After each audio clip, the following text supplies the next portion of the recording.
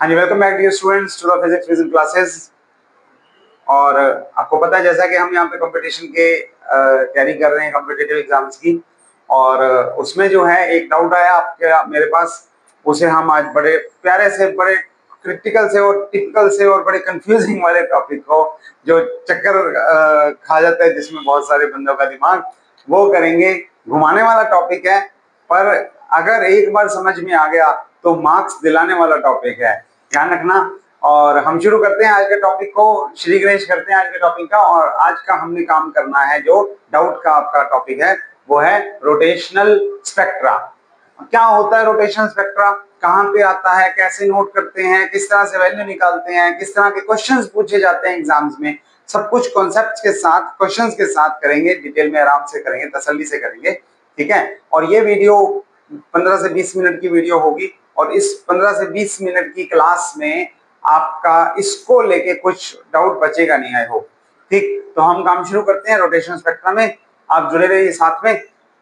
और rotational spectra में क्या करना होता है, क्या होता है, जो भी स्पेक्ट्रा में बेसिकली क्या होता है, आप एनर्जी लेवल्स के different kinds of energy levels जो होते हैं, उसमें ये भी एक क्वेश्चन है, वैसे ये भी एक डाउट है कि कहीं पे एनर्जी लेवल्स पूछे जाते हैं, कहीं पे स्पेक्ट्रल लेवल पूछा जाता है, तो उसे कैसे करना है, ये भी मैं क्वेश्चन में आपको बीच में कवर करवा दूंगा, ठीक है। तो फिलहाल ये है कि स्पेक्ट्रोस्कोपी होती क्या है। ये जब रोटेशनल एनर्जी लेवल्स का स्पेक्ट्रा नोट किया जाता है, तो उसमें हम बोलते हैं कि भाई रोटेशनल स्पेक्ट्रोस्कोपी की हम बात कर रहे हैं, ठीक है। और ये कहां पे मिलता है, ये आपको मिलता है जहां पे भी मॉलिक्यूल्स का परमानेंट इलेक्ट्रिकल डाइपोल मूवमेंट होगा, ठीक है। डाइपोल मूवमेंट जहां पे है ना, वहां पे ये मिलेगा।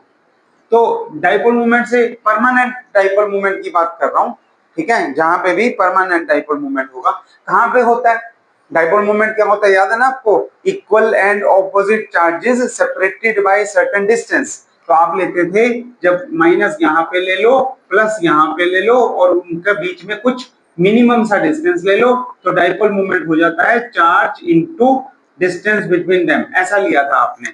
इसे इसे भी डिटेल में हम इलेक्ट्रोमैग्नेटिक वाले में पढ़ेंगे, लेकिन ये पढ़ा भी हुआ है, कुछ पार्ट पढ़ा हुआ है, ठीक है। लेकिन आज एक और कॉन्सेप्ट से मैं आपको ये पक्का करवा देता हूं कि आपको देखते ही पता लग जाए कि कौन सा मॉलिक्यूल पोलर है और कौन सा मॉलिक्यूल पोलर नहीं है, ठीक है, ध्यान रखना। ओके, तो पोलर और नॉन पोलर अगर आपको मॉलिक्यूल्स पता लग गए, पोलर मतलब वो मॉलिक्यूल जिनका डाइपोल मूवमेंट होता है, नॉन पोलर मतलब जिनका डाइपोल मूवमेंट नहीं होता। तो क्या डेफिनेशन से या किस लॉजिक से आप पता लगा सकते हो, जिनमें देखो centre of gravity of positive charges अगर centre of gravity of negative charges के साथ कोइंसाइड नहीं करता, उन दोनों के बीच कुछ डिस्टेंस आ जाता है, ऐसा इफेक्टिव टोटल नेगेटिव चार्ज और इफेक्टिव टोटल पॉजिटिव चार्ज, उनके बीच में कुछ डिस्टेंस आ जाता है, तो हम उस मॉलिक्यूल को बोलते हैं पोलर मॉलिक्यूल, ठीक है, पोलर मॉलिक्यूल। लेकिन अगर वही centre of gravity of positive coincide कर जाए centre of gravity of negative के साथ, तो हम उन्हें बोलते हैं नॉन पोलर।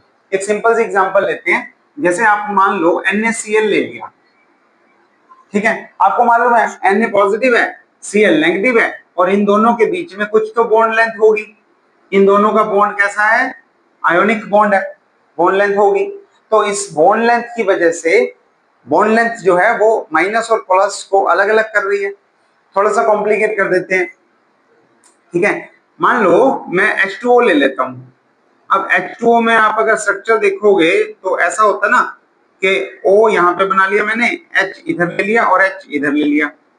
तो अगर आप देखो O जो कि नेगेटिव है वो यहां पे है, और एक पॉजिटिव यहां पे है और एक पॉजिटिव यहां पे है, और दोनों का सेंटर ऑफ ग्रेविटी अगर देखोगे तो कुछ यहां पे आ जाएगा। This will lead some distance between negative and positive center of gravity।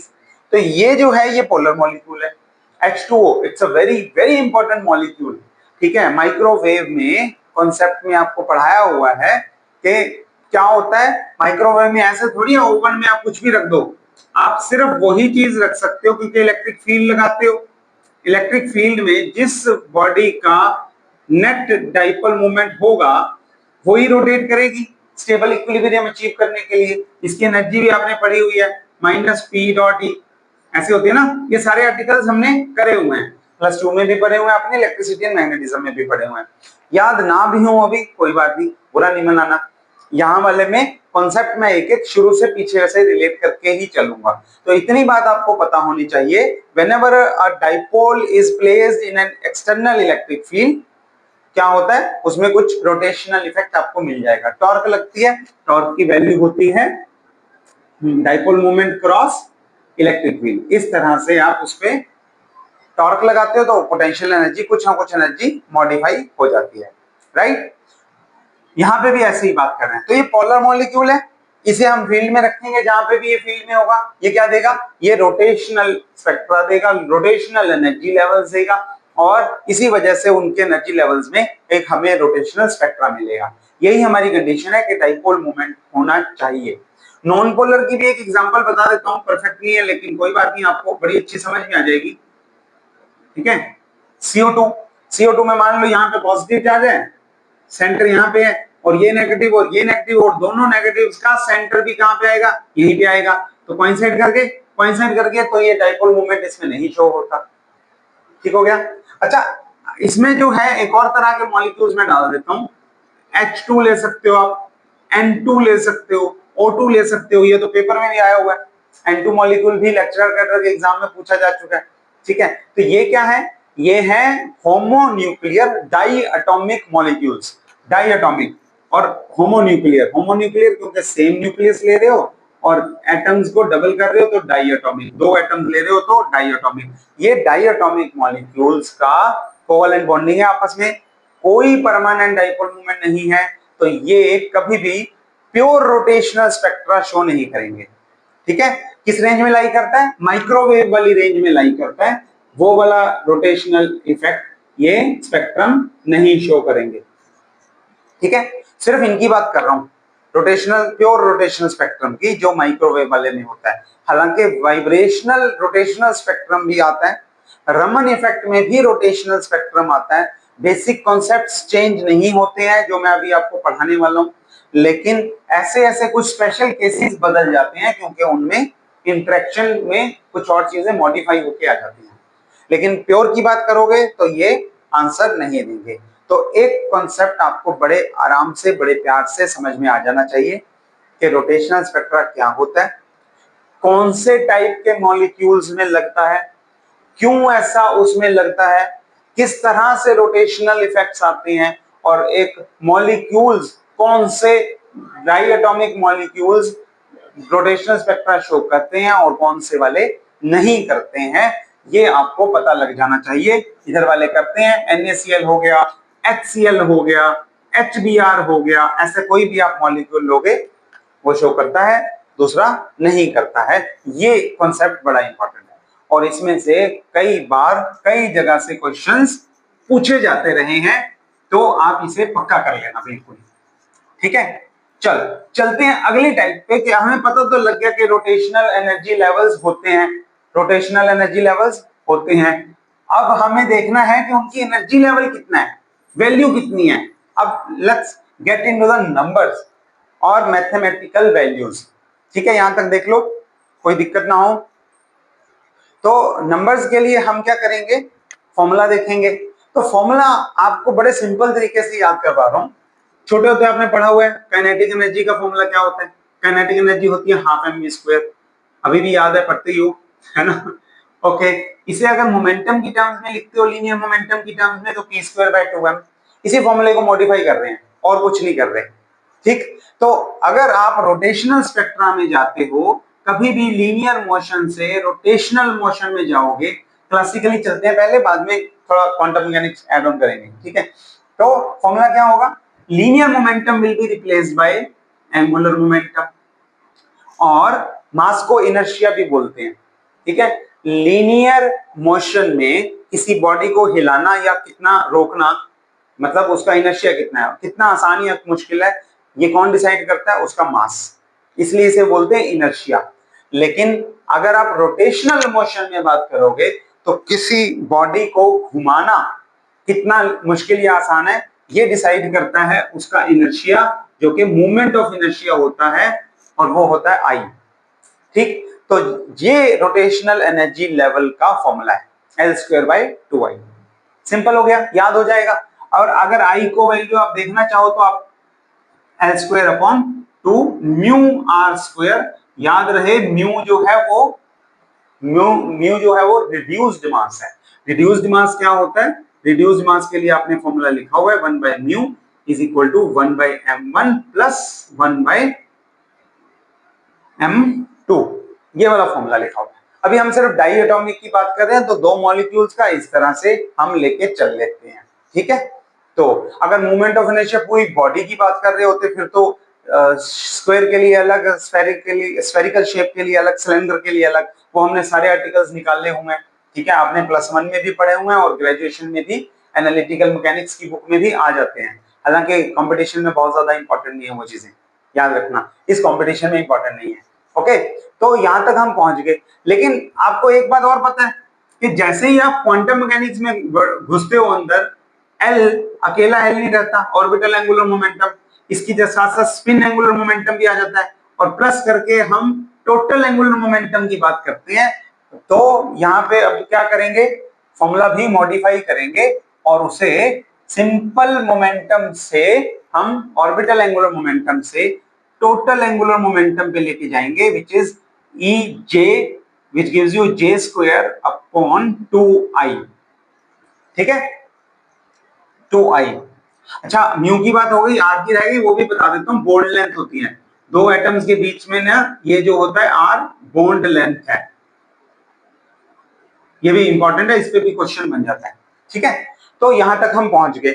इसके बाद J²/2I। अब अगर J² को आप आइगन वैल्यू देखोगे तो J² ऑपरेटर की वैल्यू क्या होती है, JJ+1 H² अपॉन 2 और I की वैल्यू μr²। तो ये फाइनल फॉर्मूला है हमारा रोटेशनल स्पेक्ट्रा के लिए एनर्जी लेवल का, ठीक है। ओके, इसे हम थोड़ा शॉर्ट फॉर्म में करके लिखेंगे। तो क्या करेंगे कि ई क्या होता है, ई आप लिख सकते हो ना, ई को आप न्यू की टर्म्स में लिख सकते हो, देख लो, लिखते हो ना, क्या आता है फिर, हाँ जी, ठीक है। तो ई जो है, इसमें आप जो करोगे तो जे यहाँ पे कितना ले सकते हो, J इज इक्वल टू 0 1 2 3 4 कुछ भी हो सकता है ना, 0 1 2 3 कुछ भी, अप टू इंटीग्रल कोई भी वैल्यू हो सकती है।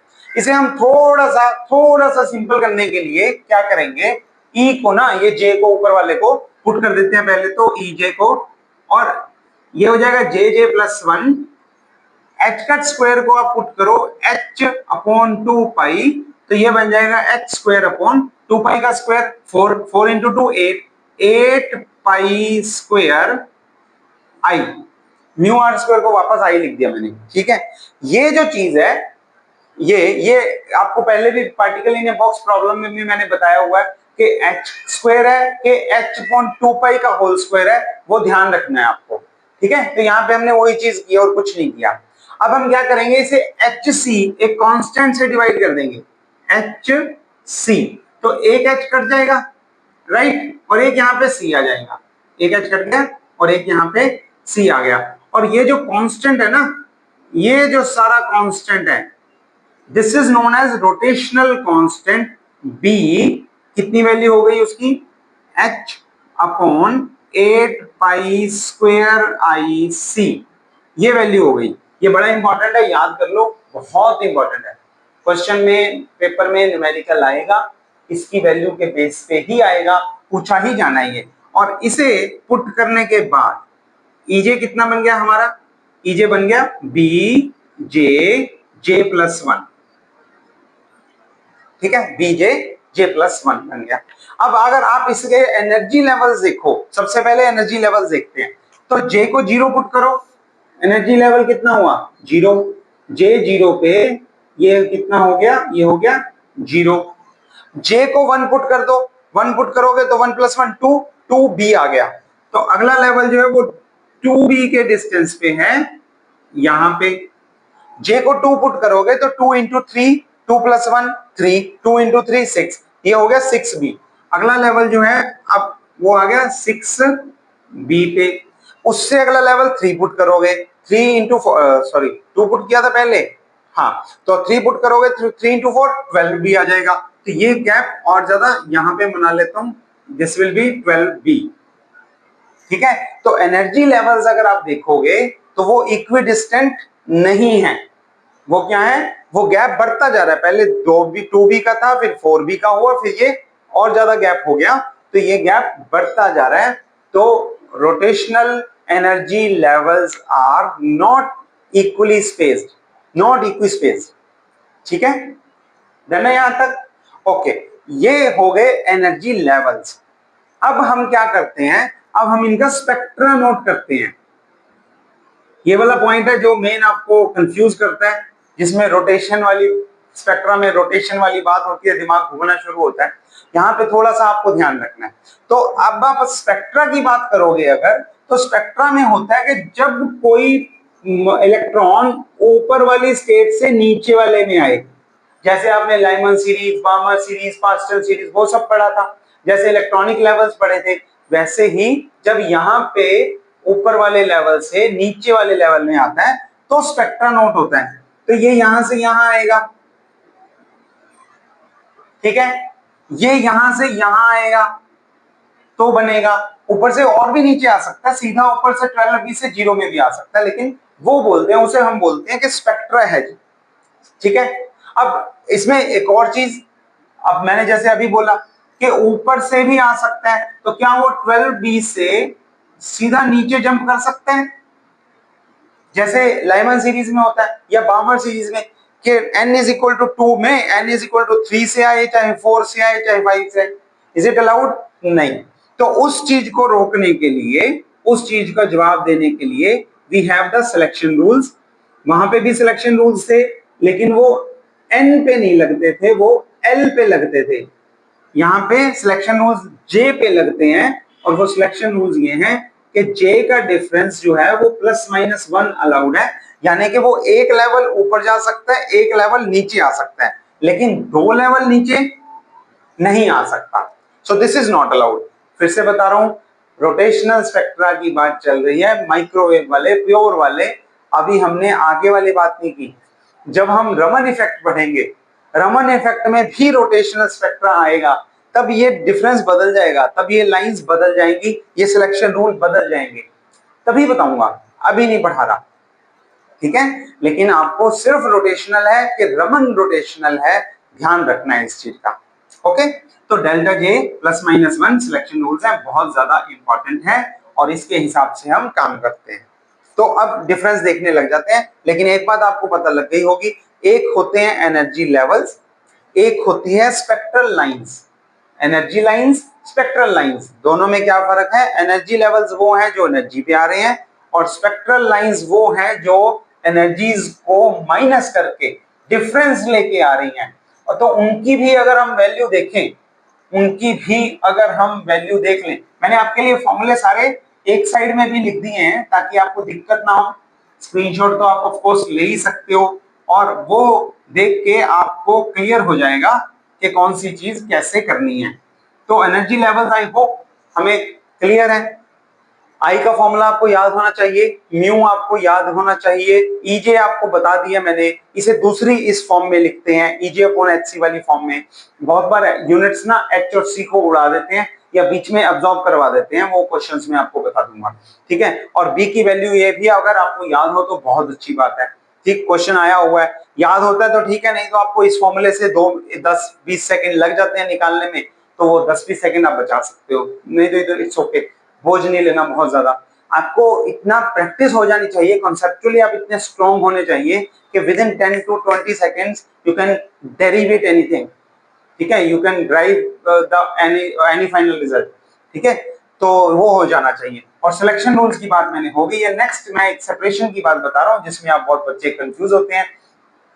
एनर्जी लेवल कहाँ पे लगाना है, रोटेशनल एनर्जी लेवल कहाँ पे लगाना है, अलग अलग आए हुए हैं सब, तो वो सीख लेते हैं आप। तो हमने क्या देखा कि एनर्जी लेवल है 0 पे, फिर 2b पे, फिर 6b पे, फिर 12b पे, गैप बढ़ता जा रहा है ना, देख रहे हो आप, ठीक है, ये 2b 0 6b 12b ऐसे। तो अगर आप इनका स्पेक्ट्रा बनाओगे तो स्पेक्ट्रा में क्या आता है, स्पेक्ट्रा में क्योंकि डेल्टा जे सिर्फ +-1 अलाउड है और कोई अलाउड नहीं है, तो स्पेक्ट्रा में अगर ये वाला यहां जाएगा तो गैप कितना है 2b, तो वो गैप आएगा 2b का, लाइन कहां पे आएगी 2b पे, ऐसे लाइन स्पेक्ट्रा मिलता है हमें। लाइन कहां पे आएगी, 0 से हम आगे ऐसे ऐसे जा रहे हैं, लाइन कहां पे मिलेगी 2b पे। इसके बाद अगर या तो ये ऊपर जाए या ये नीचे आए, इसमें भी आप देख सकते हो, J अगर +1 हो रहा है तो वो एब्जॉर्प्शन को रिप्रेजेंट करता है, ठीक है, और अगर -1 हो रहा है तो वो अमिशन को रिप्रेजेंट करता है, कि वो अमिट कर रहा है कि एब्जॉर्ब कर रहा है, ठीक है। अगर एब्जॉर्ब कर रहा है तो वो एब्जॉर्ब करके लोअर लेवल से अपर लेवल पे जाएगा, अमिट कर रहा है तो अपर लेवल से लोअर लेवल पे आके अमिट करेगा, ऐसे ही होता है ना। अकॉर्डिंगली या तो मॉलिक्यूल की एनर्जी बढ़ गई, या मॉलिक्यूल की एनर्जी कम हो गई, ठीक है। अकॉर्डिंगली अगर वो बढ़ गई या कम हो गई, उसके हिसाब से इंसिडेंट फोटोन की एनर्जी कम या ज्यादा होती है, उसी हिसाब से रमन इफेक्ट में भी हम करते हैं तो स्टोक्स और एंटी स्टोक्स लाइन आ जाती है। और it's okay, I will again explain everything in Raman's effect as well, ठीक है। तो उस पे अभी बोझ नहीं लेना, सिर्फ आपको कोरिलेट करने के लिए वो बार बार मैं इंट्रोड्यूस कर रहा हूँ क्योंकि वो बहुत इंपॉर्टेंट कॉन्सेप्ट है। तो इस तरह से हम करते हैं। तो अगली लाइन कहां पे बनेगी, चाहे ये ऊपर जाए या ऊपर वाला नीचे आए, अगली लाइन बनेगी 4b पे। स्पेक्ट्रा में अगला जो पैटर्न नोट होगा वो 4b पे होगा। उसके बाद लाइन चाहे 6b वाला नीचे 6b पे थे ना, हाँ, चाहे 6b वाला ऊपर जाए चाहे 12b वाला नीचे आए, गैप कितना है 6b का, तो अगली लाइन कहां पे बनेगी 6b पे लाइन बनेगी। तो अब अगर आप रोटेशनल स्पेक्ट्रा देखो तो उसमें बनता है 2b 4b 6b ऐसे 8b पे, और ये इक्विस्पेस है, यस इट इज इक्विस्पेस। ये लाइंस जो हैं एक दूसरे से इक्वल डिस्टेंस पे है, तो हमारे पास बहुत सारी लाइंस इक्वल डिस्टेंस पे मिलती हैं हमें। क्लियर हो गया, सिंपल था, कोई दिक्कत वाली बात नहीं थी। अच्छा फॉर्मूला बना लो, फॉर्मूले में क्या करोगे आप लोगे डेल्टा ईजे, ईजे में क्या लोगे आप, ई J+1 वाली वैल्यू ले लो, माइनस उसमें से कर दो पिछले लेवल वाली वैल्यू, तो J+1 वाली वैल्यू को हम लिख देंगे बी, J की जगह लिखेंगे J+1, तो J+1 बन जाएगा J+2 और माइनस करोगे बी J+1। अब जो कॉमन है वो कॉमन निकाल लो, b कॉमन निकाल लिया, J+1 कॉमन निकाल लिया, और J+2 माइनस J जो है वो 2 बन गया, तो यहाँ पे 2b आ गया। So this is your next line. अच्छा इसमें जो है अगर हम EJ अपॉन HC है ना, अपॉन HC भी चल रहे हैं, और EJ अपॉन HC होता क्या है, डेल्टा EJ अपॉन HC क्या होता है उसे भी मैं लिख देता हूं। तो जो E का फॉर्मूला होता है हमारे पास दैट इज H न्यू, और जब आप डिफरेंस ले लेते हो तो ये डेल्टा न्यू ले लो, और न्यू क्या होता है C बाय लैम्डा। अगर आप HC को छोड़ दो तो ये जो 1 बाय लैम्डा है, 1 बाय लैम्डा इसे हम लिखते हैं new bar 1 by lambda, difference में बात कर रहा हूं, ये हमने लाइमन सीरीज में भी लिखा था वेव नंबर, ठीक है। तो this thing is equal to a wave number, और वेव नंबर भी बहुत बार पूछ लिया जाता है, और सेपरेशन कितनी है फिक्स है 2b से सेपरेट होगा। लाइंस आपने निकालनी है तो आपको पता ही है, J को 0 1 2 3 4 पुट करो, उस हिसाब से आपकी लाइंस आ जाएंगी, काम खत्म, इतना ही था। ये सारे फॉर्मूले आपके पास, अगर ये आपको फॉर्मूले और ये कॉन्सेप्ट समझ में आ गया तो काम खत्म है। रोटेशनल स्पेक्ट्रा का कोई भी क्वेश्चन आप आराम से बड़े प्यार से कर सकते हो, ठीक है। अब हम क्वेश्चंस करते हैं, इसमें एक समस्या और आएगी आपको, और एक ट्रिक का और ध्यान रखना है, वो मैं क्वेश्चंस में करवाता हूं। यहां तक देख लो पहले, कोई डाउट तो नहीं है, चेक कर लो सब ठीक है।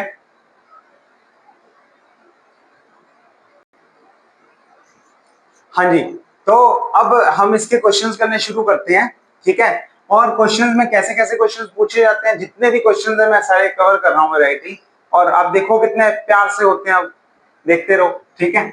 एक बार कॉन्सेप्ट क्लियर हो जाए ना, फिर सब कुछ आसान है, ठीक है। लेकिन जब तक वो नहीं होता तब तक आपको मेहनत करनी है, तभी आपके सारी चीजें क्लियर होंगी, ठीक है। तो उसमें जो है पहला क्वेश्चन, एक तो यही पूछा जाता है, पूछा गया हुआ है कई जगह कि कौन सा मॉलिक्यूल रोटेशनल स्पेक्ट्रम एग्जिबिट नहीं करता, कौन सा मॉलिक्यूल नहीं करता। तो आपको मॉलिक्यूल्स पता होने चाहिए।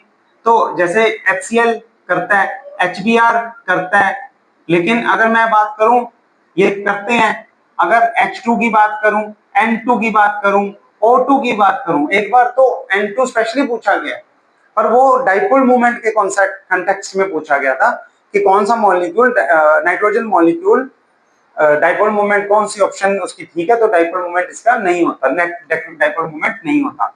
ध्यान रहे, फिर से बता रहा हूं, ये गलती ना हो, क्वेश्चंस में कंफ्यूज किया जाता है आप लोगों को।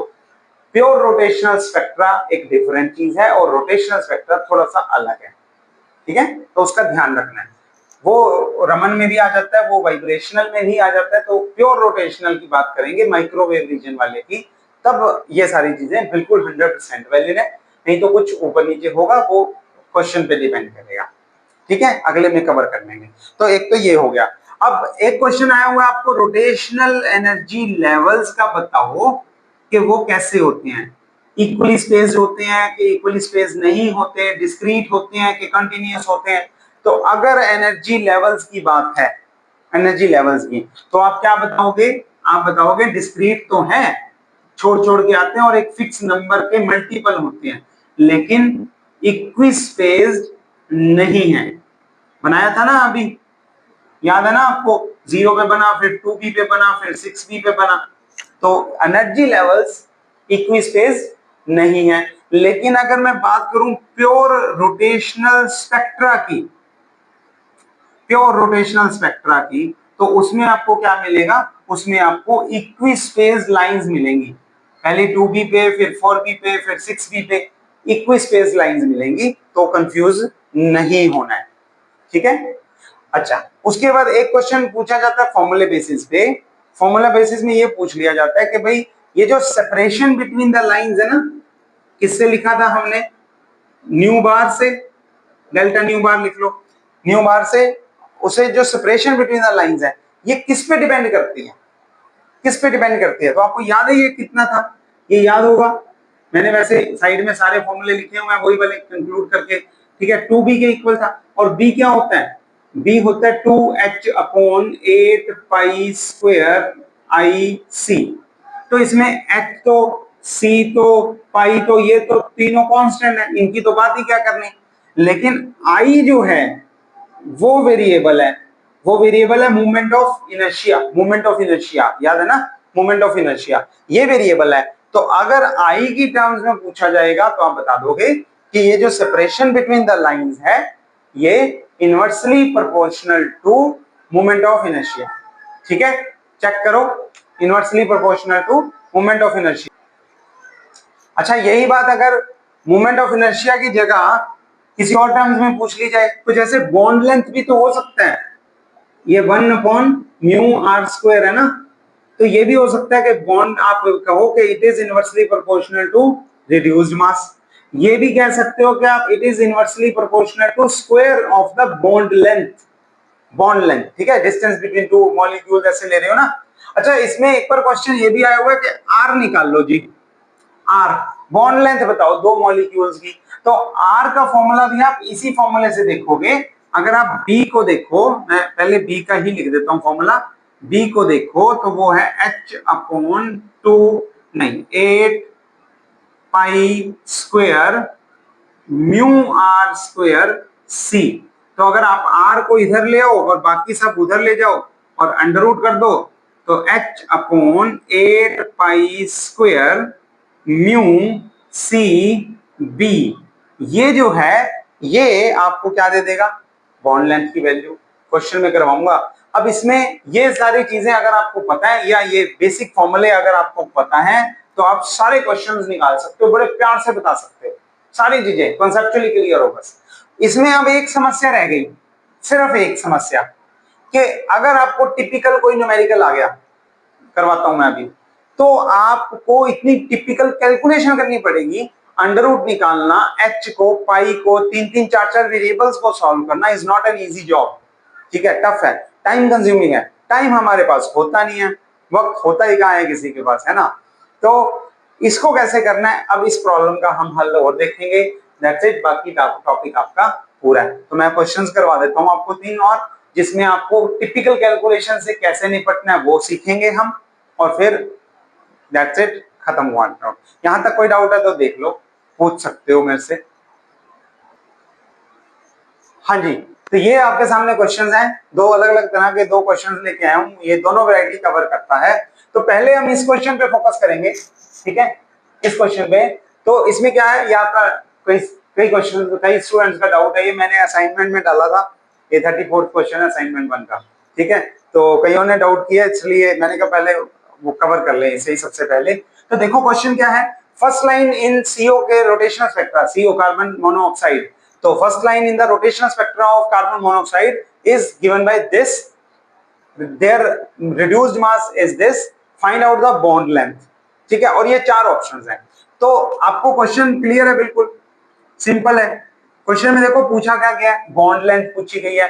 बॉन्ड लेंथ का फॉर्मूला अभी आपको क्या बताया था, आर अंडर रूट में जाके एच, और यही है ना कि बी से आपने म्यू आर स्क्वायर पुट करके आर से रिप्लेस कर लेना है उसे, ठीक है। तो 8 पाई स्क्वायर म्यू सी और बी आ गया। अब आपके लिए इसमें दिक्कत क्या है, दो दिक्कतें इसमें बड़ी हैं, दो लॉजिक आपको पता होने चाहिए। पहली बात, first line in rotational spectrum कौन सी होती है, तो वो आप पुट करोगे 2b, 2b होती है ना फर्स्ट लाइन, तो 2b जो है, इसमें आपने क्या देखना है, क्या मिला हुआ आपको, 3.482 सेंटीमीटर इनवर्स। अच्छा, सेंटीमीटर इनवर्स है तो मीटर इनवर्स में कन्वर्ट कर सकते हो आप इसे, ठीक है, जरूरत पड़ेगी तो हम इसे मीटर कर ही लो, क्यों नहीं करना, है ना, सारे यूनिट्स अगर सेम रखने हैं। आगे एंगस्ट्रॉम में करोगे तब भी रिलेशन आप देख सकते हो, तो वहां पे भी काम आ जाएगा, एंगस्ट्रॉम में कर लेना, यूनिट्स के हिसाब से ही है, ठीक है। लेकिन अगर चेंज करना हो तो क्या करोगे, 3.48 चेंज अभी नहीं करते, छोड़ो, अभी कंफ्यूज हो जाओगे, बाद में देखेंगे, ठीक है। तो मैं इसे नहीं लिखता, ठीक है। तो सेंटीमीटर इनवर्स याद रखना, गलती ना हो आगे। दूसरा बी तो निकल गया, चलो 2b की वैल्यू निकल गई। अब दूसरा जो प्रॉब्लम है आपको वो ये कि इतनी लंबी और टिपिकल कैलकुलेशन करें कैसे, पुट करें सारा कुछ, ये होता है 6.634 इंटू 10⁻⁻⁻34, मेरे को लगता है चेंज कर ही लेना चाहिए, -34, ठीक है, ओके। 8 की वैल्यू 8 ही रखो, 3.14 पाई की वैल्यू 3.14 इंटू 3.14 मैंने ऐसे कर दिया, ठीक है, 3.14 इंटू 3.14। म्यू की वैल्यू कितनी है, 11.384, 11.384 इंटू 10⁻⁻27, ये भी जेन्युइन यूनिट्स है, कोई बात नहीं, ओके। तो इसे और आगे ले चलें, दूसरे के एरिया में घुस जाते हैं, कुछ नहीं होता। और इंटू म्यू के बाद क्या है, सी, सी कितना होता है, 3 इंटू 10⁻8 ये होता है ना। और उसके बाद आपके पास क्या वैल्यू आएगी, उसके बाद आपके पास वैल्यू आएगी बी की, और बी जो है वो कितना है, बी कहां गया, यहां से 2b की वैल्यू निकाल रहे हो आप, इसका हाफ कर लो, हाफ ना करो, 2b की वैल्यू पुट कर दो, यहां से 4 कर दो इसे, ठीक है। और 3.482 इंटू सेंटीमीटर इनवर्स को हमें मीटर इनवर्स में कन्वर्ट करना पड़ेगा, स्टैंडर्ड यूनिट्स में कन्वर्ट करना पड़ेगा, तो ये आ गया, देख लो, ठीक है। अब ये कंफ्यूज, इसीलिए मैं पहले बात कर रहा था, कंफ्यूज मत हो जाना। अगर आप सेंटीमीटर को मीटर में बदलते हो तो 10⁻⁻2 आता है ना, 1 सेंटीमीटर मतलब 1/100, 1/100 मीटर। यहाँ पे आप सेंटीमीटर इनवर्स को मीटर इनवर्स में बदल रहे हो, तो इस वजह से ऐसे लिखा है। अब इतनी टिपिकल कैलकुलेशन करना आसान काम नहीं है, within the minute, within a minute और within a couple of seconds करना आसान काम नहीं है। तो आपको यहाँ पे ध्यान रखना है, थोड़ा सा चौकन्ना होना है, चांसेस होना है, तो जाग जाओ, ध्यान से सुनना इस बात को। ये बहुत जगह पे ये ट्रिक लगाते हैं हम, बहुत जगह पे, कि अप्रोक्सीमेशन में चले जाओ। ठीक है, तो पहले तो जो काटता है उसे कटता है उसे काट लेते हैं। ये सबसे पहले तो 10 की पावर्स का ही नंबर आता है, ये -34, ये -27, कितनी बच गई? ये बच गई -7। ठीक है, ओके। उसके बाद ये ऊपर चली जाएंगी 10 पावर्स, ठीक है, और ये हो गया 10⁻⁻17।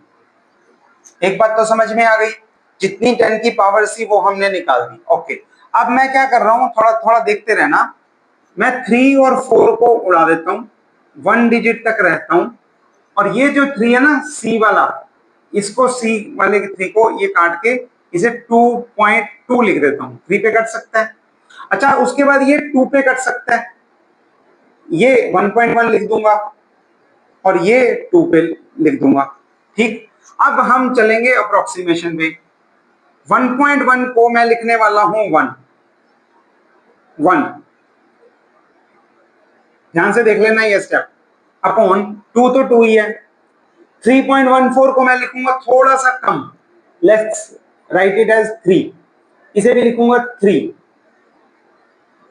ठीक है, अप्रोक्सीमेशन में करके देखते हैं। ठीक, आगे क्या है, 11.3 या 11.4 को भी मैं थोड़ा सा कम कर लेता हूं और इसे 11 लिख लेता हूं। ठीक, अब मैं सारों को कम कम कम लिख रहा हूं, ध्यान रखना, अगर आप ऊपर भी वैल्यू कम लिख रहे हो, नीचे भी कम लिख रहे हो तो कोई प्रॉब्लम नहीं, लेकिन अगर ऊपर वैल्यू कम लिख रहे हो और गलती से नीचे वैल्यू ज्यादा ले रहे हो, A/B है ना, अगर आप इसकी वैल्यू कम कर रहे हो और इसकी वैल्यू भी कम कर रहे हो तो कोई प्रॉब्लम नहीं आएगी, अप्रोक्सीमेशन में चलेगा, बिल्कुल ठीक ठाक से आंसर पे पहुंच जाओगे। अगर आप इसकी भी वैल्यू बढ़ा रहे हो, इसकी भी वैल्यू बढ़ा रहे हो, तब भी प्रॉब्लम नहीं आएगी। लेकिन गड़बड़ क्या करते हैं बहुत सारे स्टूडेंट्स पेपर में, जो एक की वैल्यू कम और एक की वैल्यू ज्यादा कर देते हैं और वो ऊपर नीचे होते हैं। तो अगर आपने इसकी वैल्यू बढ़ाई और इसकी वैल्यू कम कर दी तो ये दोनों अप्रोक्सीमेशन एक ही तरफ जा रही हैं, अब आंसर गड़बड़ वाला आएगा या फिर उल्टा। ठीक है, तो अब ध्यान रखना, हमने ऊपर भी 1.1 को 1 लिखा था, लेकिन नीचे एक टर्म हो गई, 3.14 को कम लिख दिया, इसको भी कम लिख दिया, इसको भी कम लिख दिया।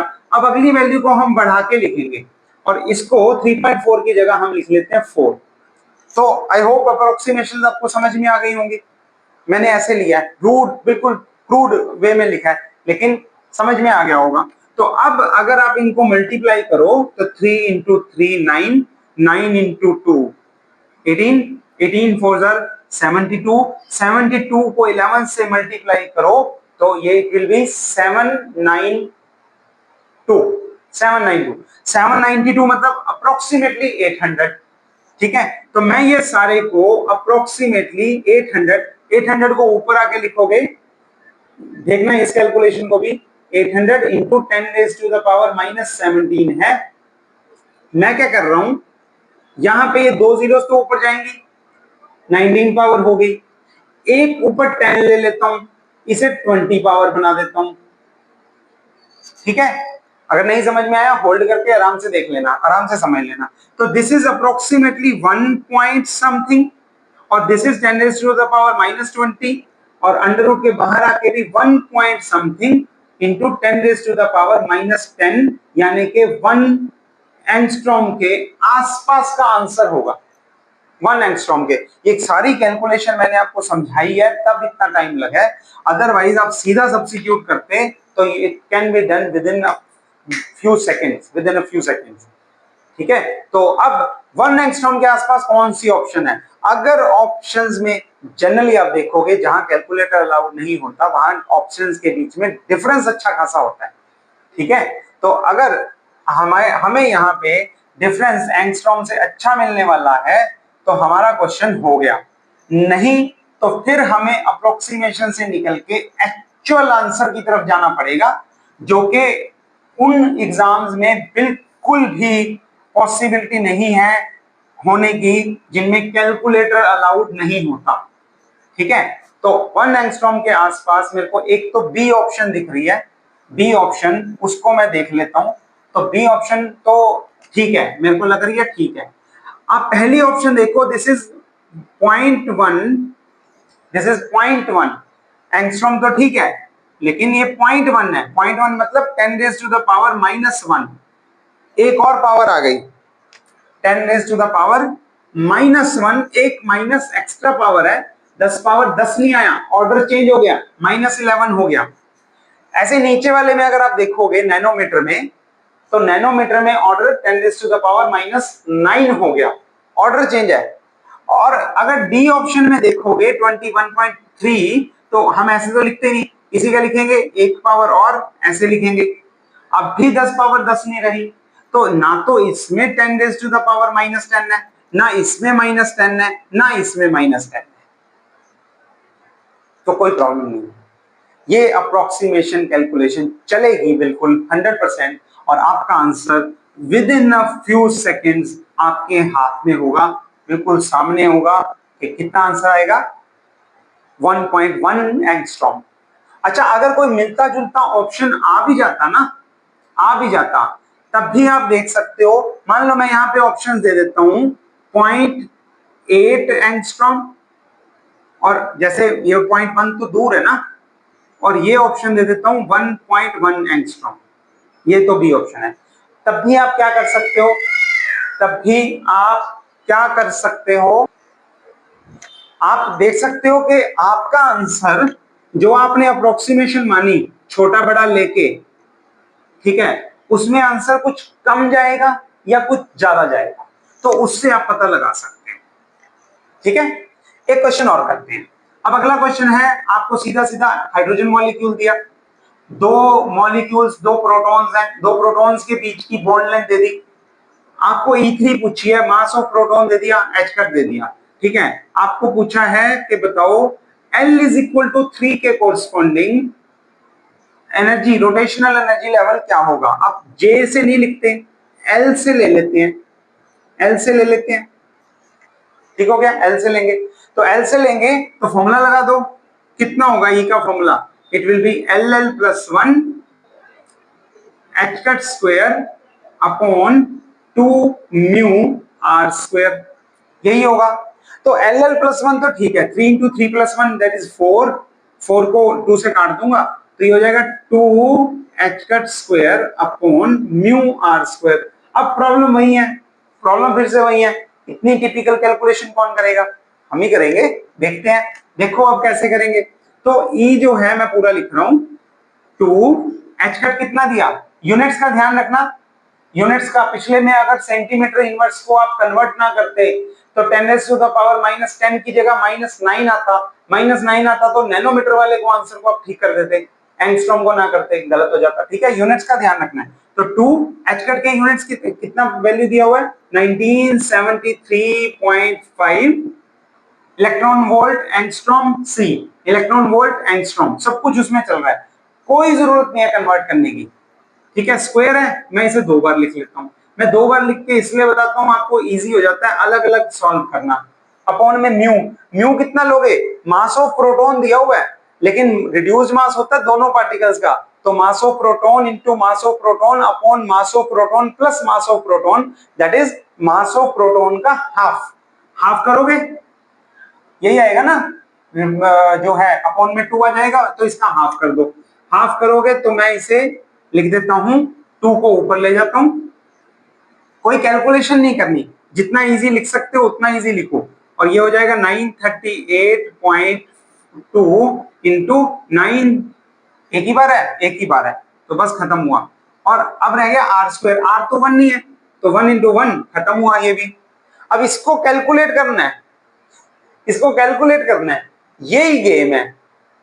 ओके, कुछ रह गया क्या, इंटू 10⁻⁶ रह गया ना, इंटू 10⁻⁶ लिख लिया मैंने। ठीक है, तो अब इसमें आप देखो 938 को अप्रोक्सीमेटली ये 900 है, ये 1900 समथिंग है, ये 940 समथिंग है, इसका डबल करोगे that will be around something like 1900। ठीक है, अगर 950 होता तो पूरा पूरा 1900 आ जाता। मैं इसे काटने वाला हूं अप्रोक्सीमेशन, इसे 19 लॉजिक देखो, 1973 इंटू 1973, मैं क्या करूंगा, मैं इसे थोड़ा सा बढ़ा दूंगा, इसे मैं लिख देता हूं 2000, ठीक है, और इसे थोड़ा सा कम कर दूंगा, इसे मैं लिख देता हूं 1900।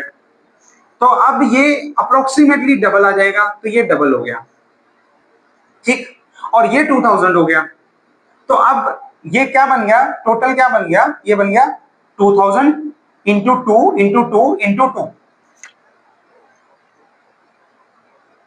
Is it okay? कुछ गड़बड़ तो नहीं है? ओके, ठीक हो गया। और into L L plus one भी है, एल एल प्लस वन वो कितना है, वो हमने पहले ही लिख लिया क्या? ठीक है, 12 था ना, ओके, यहाँ गड़बड़ कर दी मैंने, 12 के लिए ये 6 आना चाहिए था। हाँ अब ठीक है, ये 6 आना चाहिए था, क्योंकि 12/2 6 आएगा, तो 6, तो इसे हम 6 कर देते हैं, कोई बात नहीं। हाँ, तो अब आंसर क्या आया, 6 इंटू 2 इंटू 2 इंटू 2000, ठीक है। तो ये हो गया 48 के अराउंड, 6 इंटू 2 12, 12 24, 24 टू 48,000 के अराउंड हो गया, और अप्रोक्सीमेटली, और अपॉन में क्या, 10⁻6 जीरोस, 6 जीरोस काट दोगे तो ये हो जाएगा 0.048, जिसे आप 5 भी लिख सकते हो, इलेक्ट्रॉन वोल्ट। ऑप्शन देख लो, आया कि नहीं आया, चेक करो, ठीक है। तो ऑप्शंस में आप देखोगे, तो अगर कोई आसपास हुआ फिर हम कैलकुलेशन एग्जैक्ट करेंगे, लेकिन 0.1 बहुत दूर है, 0.05 बिल्कुल सही मैच कर रहा है, 0.05 ऑर्डर का फर्क आ गया, 0.15 बड़ा है ये भी, तो एक बहुत बड़ा है एक बहुत छोटा है, ये तो सेम से ही हो गए ना, ये तो बिल्कुल सेम हो गए। अगर इन दोनों में अगर इसके आसपास आता फिर हमें देखना पड़ता, ठीक है। तो इस तरह से आप क्वेश्चंस को अप्रोक्सीमेशन से कर सकते हो, बड़े प्यार से हो जाते हैं, ठीक। यहां तक का काम आपने करके आना है, कोई डाउट हो पूछ लेना मेरे से, कमेंट में डाल सकते हो। अब यहाँ पे अच्छे से सारी तरह की प्रिपरेशन के लिए आपको सब कंटेंट मिल जाएगा। अगर कोर्स में एनरोल हो गए हो तो बड़ी अच्छी बात है, नहीं हुए तो जरूर करो, अपॉर्चुनिटी को मिस मत करो, ठीक है। My self doctor Anuj Gupta, description में आपको पूरी डिटेल मिल जाएगी, कॉन्टैक्ट नंबर भी मिल जाएगा, आपको कैसे काम करना है वो भी सब कुछ मिल जाएगा, ठीक। तो काम करते रहो, अच्छे से पढ़ते रहो, और stay tuned with us. Thank you, हम मिलते हैं अगले क्लास में अगले डाउट सेशन के साथ, तब तक के लिए टेक केयर, बाय बाय।